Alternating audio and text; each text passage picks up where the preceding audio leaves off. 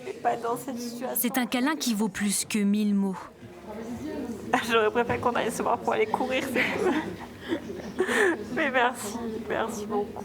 Toute la journée, les habitants d'Aubais et des alentours ont déposé par centaines des chèques et des dons pour la famille Guidotti, bouleversée. Ça fait du bien de voir un tel élan de solidarité. Ça donne vraiment du baume au cœur et ça donne vraiment envie de se donner la peine de tout recommencer, parce que quand on voit ce que les gens ont été prêts à nous offrir, du temps, de l'argent, parce qu'il y a eu des cagnottes en ligne, c'est juste incroyable.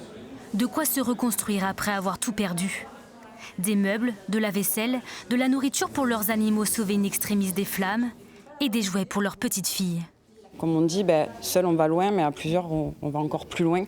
Donc on ne se pose même pas de questions en fait, c'est naturel, c'est inné. Et il faut aider son prochain, les gens qui sont autour de nous.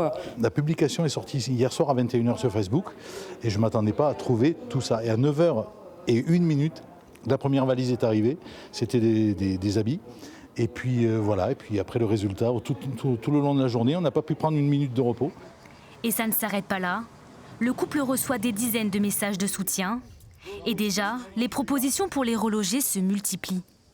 C'est hallucinant, là. Je sais même pas. J'aimerais remercier tous les gens qui ont donné, qui nous connaissent pas, les gens qui nous connaissent aussi.